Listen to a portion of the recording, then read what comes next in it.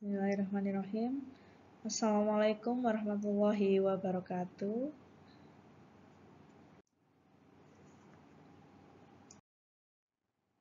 Saya Umi Nandiro. Dalam video kali ini, saya akan menjelaskan tentang perkembangan standar dan akuntansi syariah di Indonesia.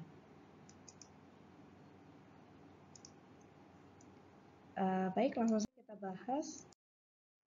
Nah, ini kegiatan utama dalam akuntansi adalah pencatatan data-data keuangan perusahaan, di mana data-data keuangan perusahaan ini yang pertama adalah diidentifikasi dan diukur. Diidentifikasi artinya untuk memudahkan kita menganalisis sebuah transaksi yang ada di perusahaan. Nah, itu nanti transaksinya itu apa? Penerimaan kas berupa penjualan atau penjualan barang dagang, apa penjualan aset dan lain sebagainya. Nah, itu pentingnya kita identifikasi transaksi sebelum kita mencatat dan diukur. Jadi berapa yang harus dicatat. Kemudian setelah kita berhasil mengidentifikasi, baru kemudian kita catat dan diproses. Kemudian disusun dan dikomunikasikan ke pemangku kepentingan berupa outputnya adalah berupa laporan keuangan. Ini adalah siklus akuntansi keuangan yang dimulai dari identifikasi transaksi, pengukuran, dokumentasi, peringkasan transaksi berupa jurnal, klasifikasi transaksi, dan kemudian pembuatan daftar saldo sebelum penyesuaian, pencatatan penyesuaian atau jurnal penyesuaian, termasuk ada jurnal koreksi bila diperlukan, kemudian ada daftar saldo setelah penyesuaian, penyusunan laporan laba rugi, penyusunan laporan perubahan ekuitas, dan seterusnya. Ini adalah siklus akuntansi keuangan yang lazim terjadi di suatu perusahaan. Akuntansi sebagai sebuah sistem. Niswonger tahun 2010 itu mendefinisikan akuntansi adalah sistem informasi yang menghasilkan laporan kepada pihak-pihak yang berkepentingan mengenai kegiatan ekonomi dan kondisi perusahaan. Nah, menurut Rudianto, akuntansi adalah sistem informasi yang menghasilkan informasi keuangan kepada pihak-pihak yang berkepentingan mengenai aktivitas ekonomi dan kondisi suatu perusahaan. Ya, jadi akuntansi itu sebagai sebuah sistem informasi dalam perusahaan, bukan sekedar mencatat atau membukukan transaksi keuangan saja. Nah, ini gambaran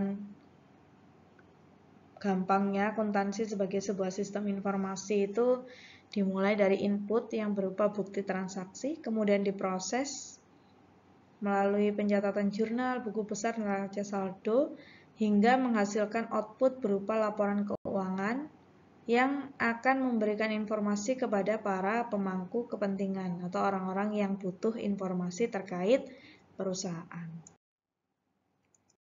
Guna laporan keuangan itu,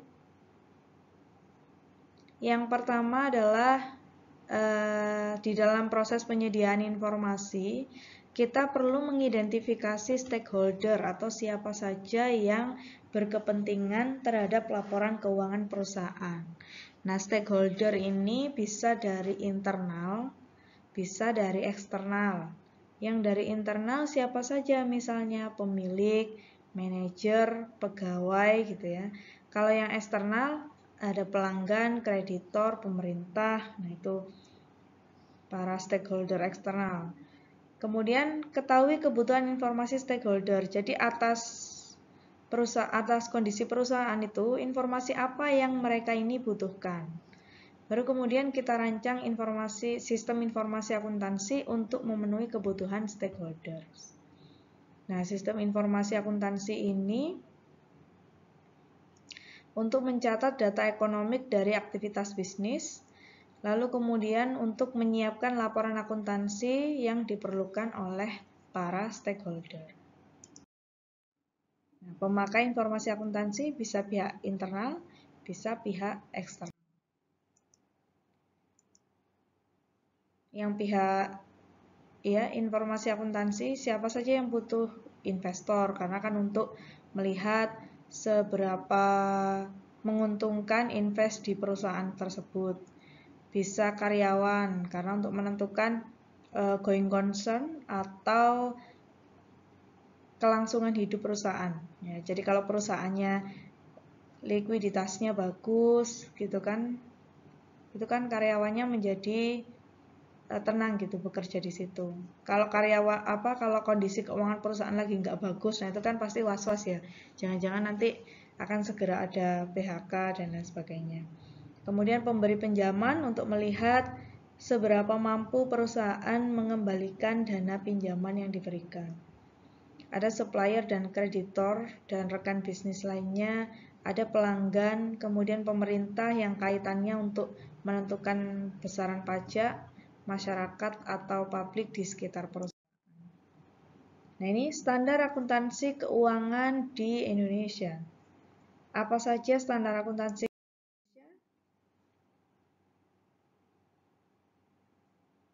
Prinsip akuntansi yang diterima umum. Akuntansi dikembangkan dari suatu kerangka dasar akuntansi yang ditetapkan oleh penyusun standar. Kerangka ini merupakan konsep dasar akuntansi yang berterima umum. Khusus untuk akuntansi keuangan, penyusunan laporan keuangan didasarkan pada standar akuntansi yang ditetapkan oleh penyusun standar. Secara internasional, terdapat International Financial Reporting Standard atau IFRS yang disusun oleh International Accounting Standard Board. Jadi akuntansi itu kan sebagai sebuah sistem yang menghasilkan informasi yang dibutuhkan oleh para stakeholder ya.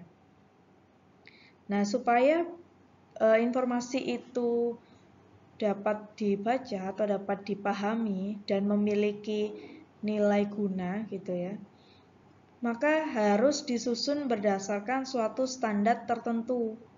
Jadi penyusunan laporan keuangan itu harus didasarkan suatu standar tertentu, tidak bisa semaunya sendiri gitu ya, semaunya perusahaannya sendiri. Jadi ada prinsip akuntansi yang diterima umum, supaya siapapun stakeholder yang membaca output dari sistem informasi akuntansi itu berupa laporan keuangan, mereka bisa memahami. Nah, ini 5 pilar standar akuntansi di Indonesia. Yang pertama, pernyataan standar akuntansi keuangan atau PSAK. Yang kedua, standar akuntansi entitas tanpa akuntabilitas publik signifikan, SAK etap. Ada standar akuntansi entitas mikro kecil menengah, SAK EMKM. Standar akuntansi syariah, dan standar akuntansi pemerintahan, SAP PP 71 tahun 2010. Nah, ini adalah 5 macam standar akuntansi di Indonesia. Ini diterapkan dengan melihat klasifikasi perusahaan. Jadi kalau perusahaannya itu UMKM gitu, skala kecil, maka pakainya yang SAK EMKM. Kalau dia perusahaannya itu syariah, misalnya lembaga keuangan syariah, maka pakainya adalah standar akuntansi syariah. Kalau dia pemerintahan, maka pakainya adalah standar akuntansi pemerintahan, SAP PP 71 tahun 2010.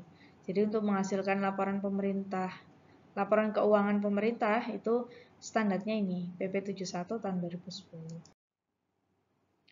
Sejarah standar akuntansi. Nah, ini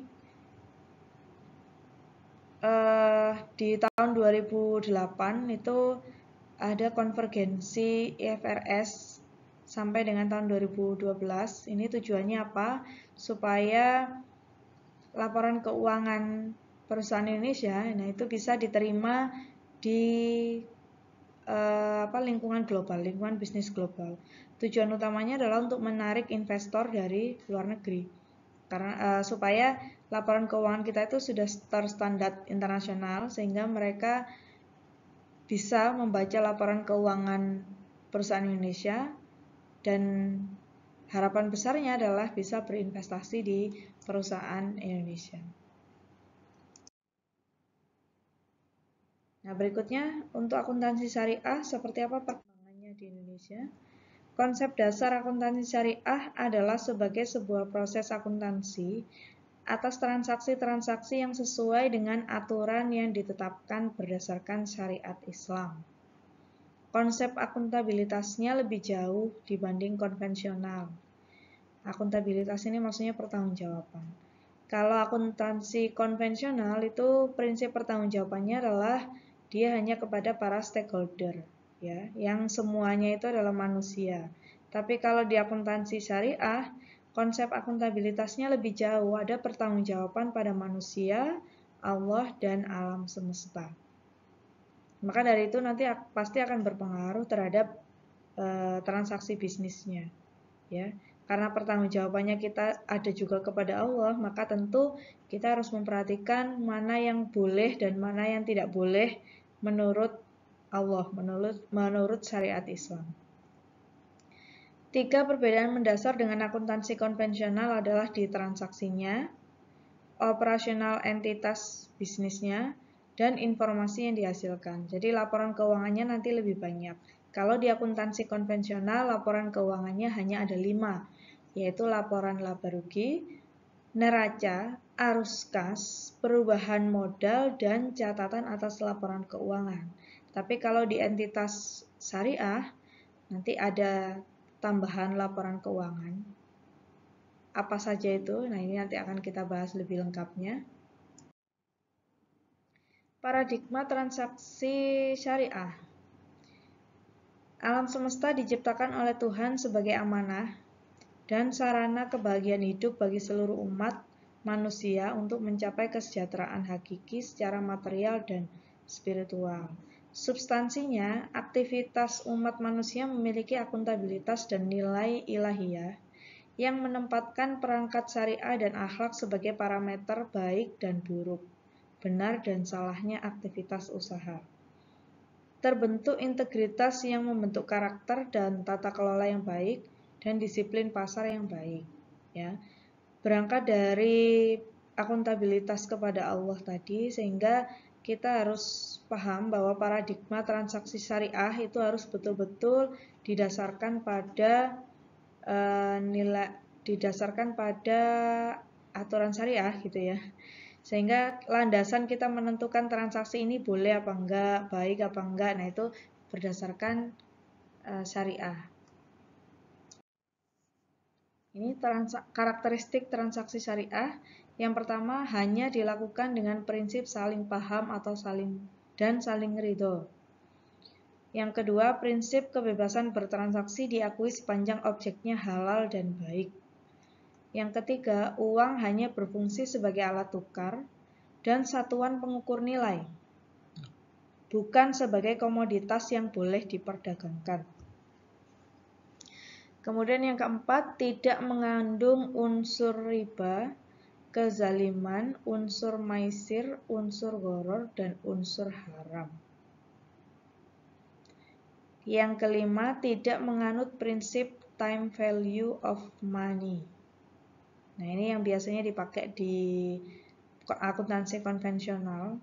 Time value of money maksudnya nilai waktu dari uang.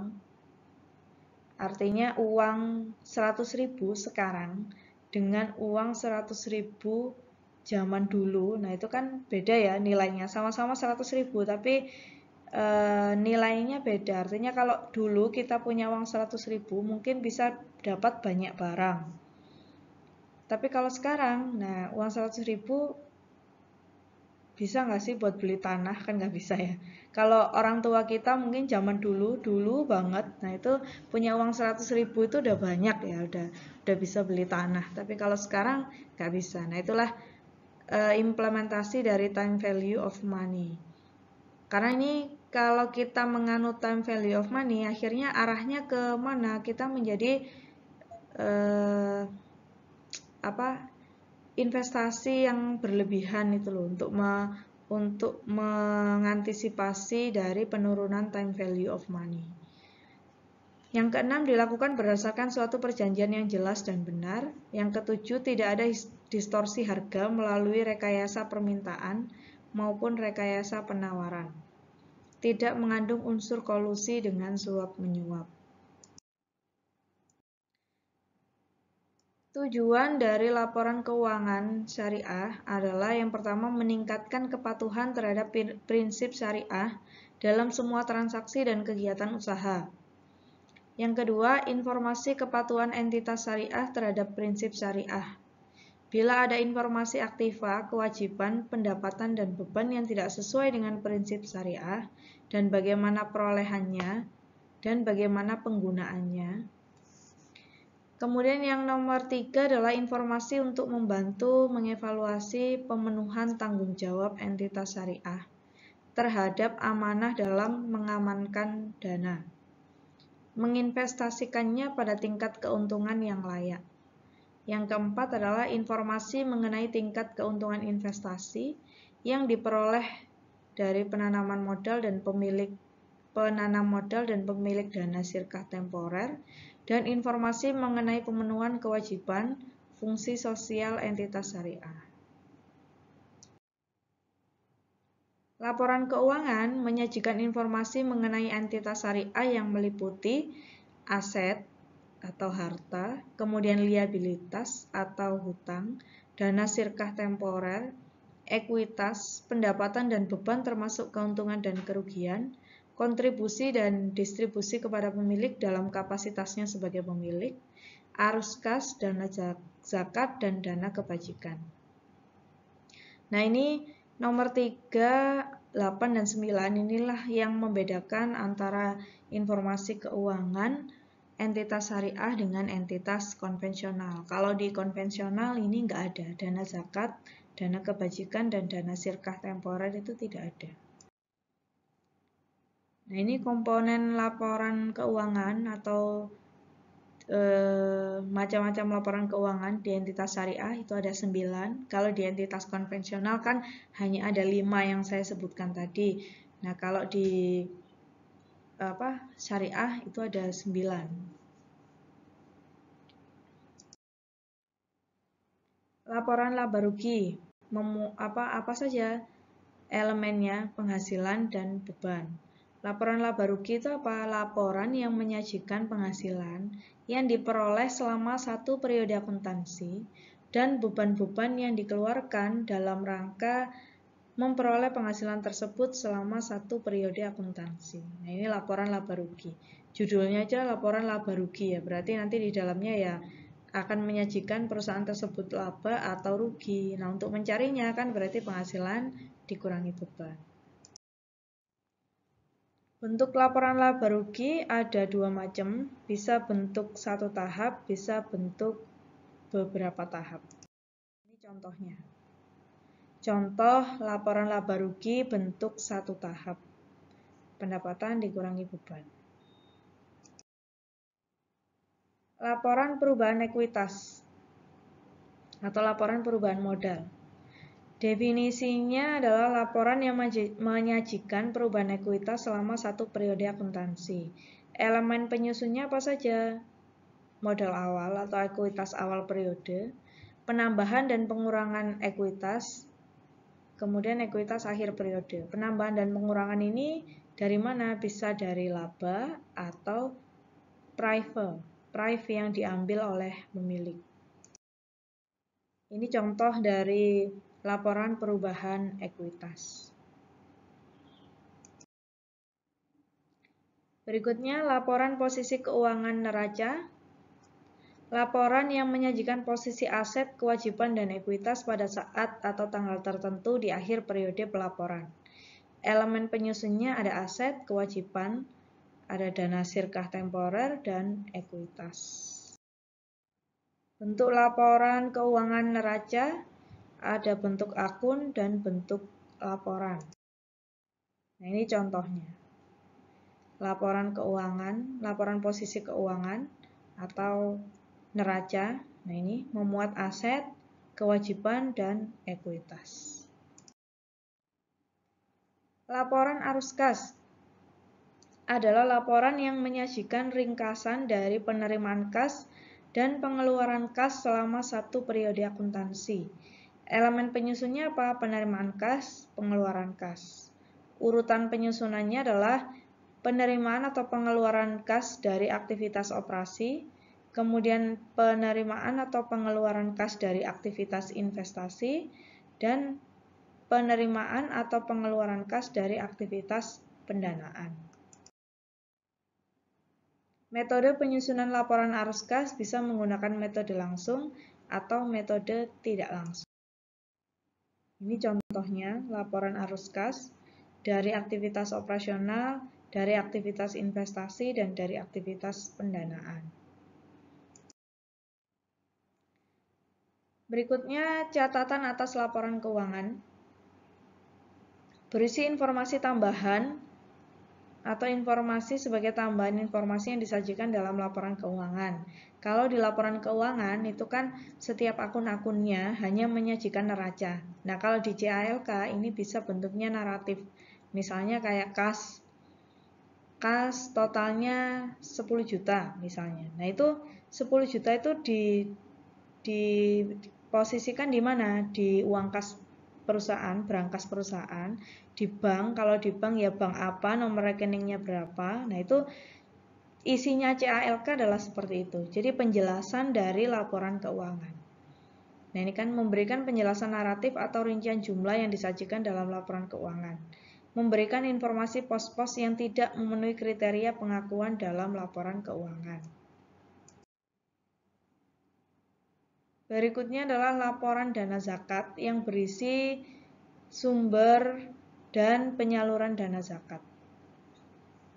Nah, ini khusus untuk entitas syariah ya, pasti ada ininya, laporan dana zakat. Ini contoh laporan dana kebajikan. Nah, ini contoh laporan rekonsiliasi bagi hasil untuk lembaga keuangan syariah. Nanti untuk contoh-contoh dari bagaimana membuat laporan keuangan tadi akan kita pelajari di materi-materi berikutnya. Nah, ini penting banget, etika profesi akuntan. Etika dapat diartikan sebagai dasar moral, yaitu nilai-nilai tentang apa yang baik dan apa yang buruk, dan berkaitan dengan hak dan kewajiban. Sebagai pedoman perilaku, sikap, atau tindakan yang diterima dan diakui sehubungan dengan kegiatan manusia atau kelompok tertentu. Etika dipandang sebagai ilmu tentang berperilaku, mencakup aturan dasar yang dianut dalam hidup dan kehidupan. Sedangkan profesi, pengertian dan tujuan profesi, profesi adalah suatu moral community, masyarakat moral, yang memiliki cita-cita dan nilai bersama. Suatu profesi disatukan umumnya berdasarkan latar belakang pendidikan, profesi atau keahlian tertentu yang menunjukkan arah moral suatu profesi. Karena itu, mereka mempunyai tanggung jawab khusus melalui kode etik kepercayaan masyarakat akan suatu profesi dapat diperkuat. Etika profesi merupakan kode etik yang diberlakukan untuk profesi tertentu dalam suatu organisasi. Kode etik berlaku untuk suatu profesi tertentu yang bertindak secara profesional. Misalnya kode etik akuntan, ya berarti khusus untuk akuntan. Kode etik kedokteran, ya berarti khusus untuk profesi dokter.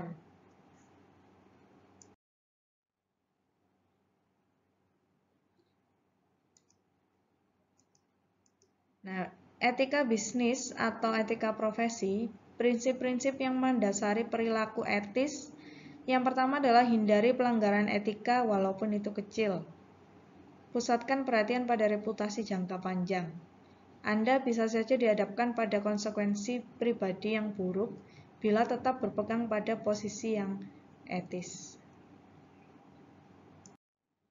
Mengapa bisnis atau profesi perlu beretika? Nah, mengapa kita sebagai akuntan profesional harus punya etika atau harus melakukan pekerjaan kita dengan beretika?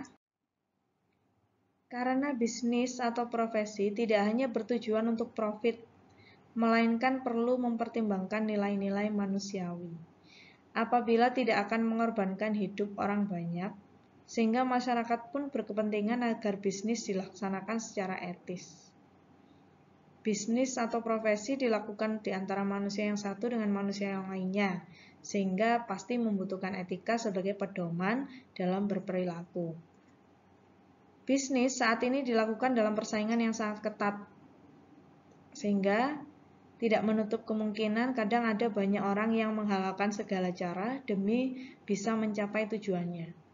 Nah, untuk itu dalam persaingan yang sangat ketat ini, bisnis atau profesi tersebut harus tetap memperhatikan norma-norma etis. Nah, itulah makanya kenapa kita sebagai akuntan itu wajib melakukan pekerjaan profesional dengan beretika, dengan melihat norma-norma atau etika-etika yang diyakini atau kode etik profesi akuntansi. Kesimpulannya, etika dalam berbisnis atau profesi ternyata diperlukan sebagai kontrol akan kebijakan demi kepentingan manusia itu sendiri. Perkembangan dunia usaha yang semakin maju, teknologi perusahaan yang berskala produksi besar dan menyerap banyak tenaga kerja, khususnya dengan adanya perubahan perusahaan tersebut harus menyadari bahwa dalam beroperasi harus memperhatikan kelestarian lingkungan hidup. Makanya kenapa ada istilahnya CSR, Corporate Social Responsibility. Nah, itu adalah untuk mewujudkan bisnis yang beretika. Jadi kita itu tidak hanya menghasilkan barang, tidak hanya mencari profit, tapi kita juga harus memperhatikan lingkungan, dampak lingkungan di sekitar perusahaan. Oke, baik, itu dulu materi dari saya di video kali ini. Nanti akan kita lanjutkan di materi berikutnya. Terima kasih. Wassalamualaikum warahmatullahi wabarakatuh.